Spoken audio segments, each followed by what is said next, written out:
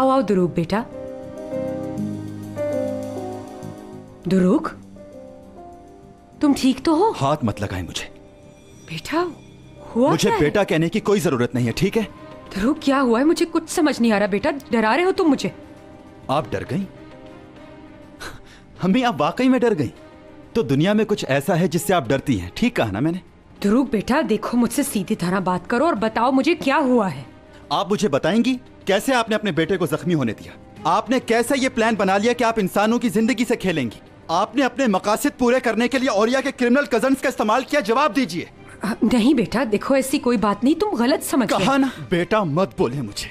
आखिर आप किस किस्म की इंसान हैं? एक माँ ऐसा कैसे कर सकती है कि अपने ही बेटे को जख्मी करवाते? हाँ, एक माँ अपने सगे बेटे की जान को खतरे में कैसे डाल सकती है? बताइए ऐसा क्यों किया आपने मेरे साथ? बस बहुत हो गया। तुम्हें क्या लगता है एक माँ होना आसान काम है? तुम्हें क्या लगता है ये आसान है अपने बेटे के लिए कुछ करने के काबिल होना?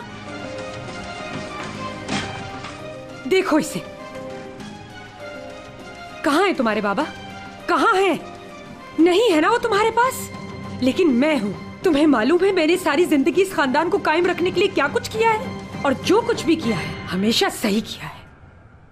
ये सब कुछ क्यों किया आपने? मुझे इस घर में किस चीज की कमी है? सब कुछ तो मेरे पास है। बेटा देखो, तुम समझ नहीं रहे हो मुझे। हम कभी भी इस खानदान में शुमार नहीं हुए हैं। तुम्हें हमेशा सेकेंडरी रखा और मुराद को हमेशा आगे। अम्मी आप होश खो बैठी हैं। दुरूक बेटा, मैं तुम्हारी माँ हूँ, भला मैं तुम्हारा बुरा क्यों चाहूंगी? मैं सिर्फ ये चाहती हूँ कि तुम्हें कंपनी से वो सब मिले जिसके तुम हकदार हो। इस कंपनी में मुझे पूरा हक दिया जाता है। अम्मी एक बात बताओ, अगर मुराद मुकर जाए तो तुम्हारे पास कोई सबूत है पार्टनर होने का? अम्मी वही मेरे इकलौते भाई हैं। कोशिश करो समझने की। अम्मी आपको पता भी है आपने क्या किया है? एमरे आपकी वजह से मरने की हालत में पड़ा हुआ है। उसकी मौत की जिम्मेदार आप होंगी। देखो मुझे नहीं मालूम था कि ऐसा सब कुछ हो जाएगा। मैं ये बात नहीं छुपाऊंगा। दुरूक, तुम मुझ पर केस करोगे? तुम्हें क्या ये मंजूर होगा कि मुझे जेल हो जाए? एमरे नहीं मरेगा और हयात और मुराद को भी कुछ नहीं हुआ है। सब यही समझते कि ये एक एक्सीडेंट था, लेकिन वो एक प्री प्लान्ड एक्सीडेंट था। हाथ जोड़ती हूँ, किसी को ये बात मत बताना। हाँ, मेरे प्यारे बेटे हो ना। मैं भाई से नहीं छुपा सकता। कौन सा भाई? कैसे समझाऊं? वो तुम्हारा भाई नहीं है। ये बात सिर्फ हम दोनों के दरमियान ही रहनी चाहिए बस।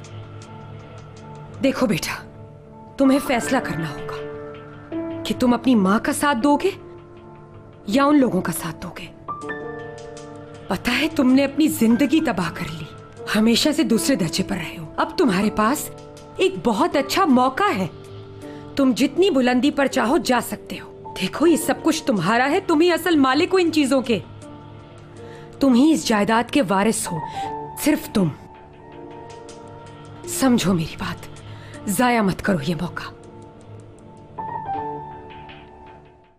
अरे मेरी प्यारी अम्मी, लाए मुझे दे, पहले मुझे दे। भाई आप हमेशा ऐसे ही करते हैं मेरे साथ।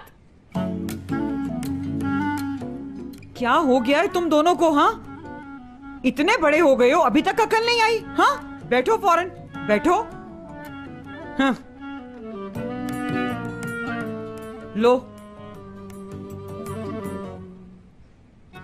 और ये तुम्हारे। हमें भी दें। तुम ये करीम के साथ मिलके खा लो। ये तो बहुत थोड़े से हैं। मैं किसके साथ खाऊं? तुम जमील के साथ खा लो। चलो शाबाश, जाओ जल्दी।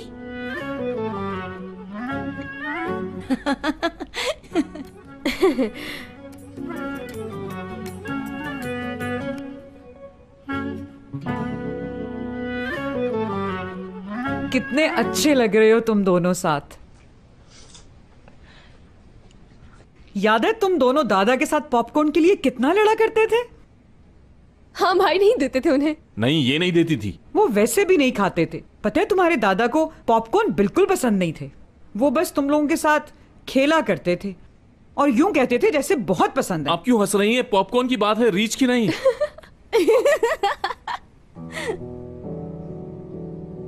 बाबा तुम दोनों से बहुत प्यार करते थे। तुम दोनों अलग हो वो कभी नहीं चाहते थे।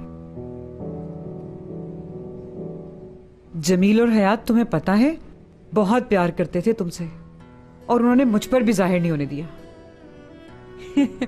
पता है जब हयात पैदा हुई थी तो ये रीच है ना, ये घर से भाग गया और जाकर पार्क में छुप गया। और फिर इसके दादा गए, इसे ढूंढा और इसे वापस घर लेकर आए। इसके अब्बू ने तो कहा आज मैं इसे बहुत मारूंगा, लेकिन इसके दादा ने इसे बचा लिया। फिर उन्होंने इसे अपने पास बुलाया और हयात को इसकी गोद में दे दिया और कहा अब तुम बड़े हो गए हो, ये तुम्हारी बहन है, इसका ख्याल रखना, हमारा खानदान अब बड़ा हो गया है। देखो तो कितनी खूबसूरत बात कह गए वो।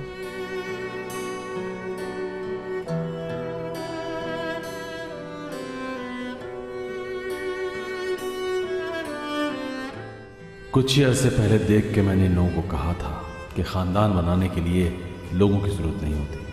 आज मैं जब सब कुछ खो चुका हूं तो मैं इन लोगों को देखता हूं और सोचता हूं कि मैं तन्हा नहीं हूं।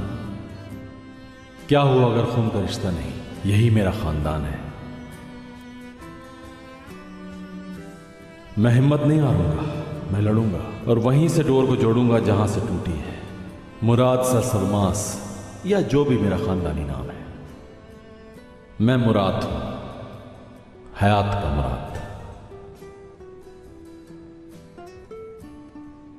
मैं हमेशा अपने दोस्तों और खानदान को साथ रखूंगा। मैं अपने बच्चों को बहुत सारी खुशियां दूंगा और मेरे पोते मुझे मुराद दादा अब्बू कह के याद करेंगे, बिल्कुल ऐसे ही जैसे ये लोग हशमत दादा को याद करते हैं।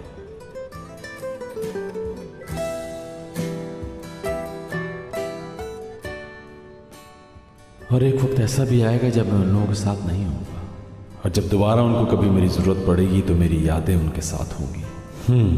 रिश्ते और खानदान तो बनाने से बनते हैं।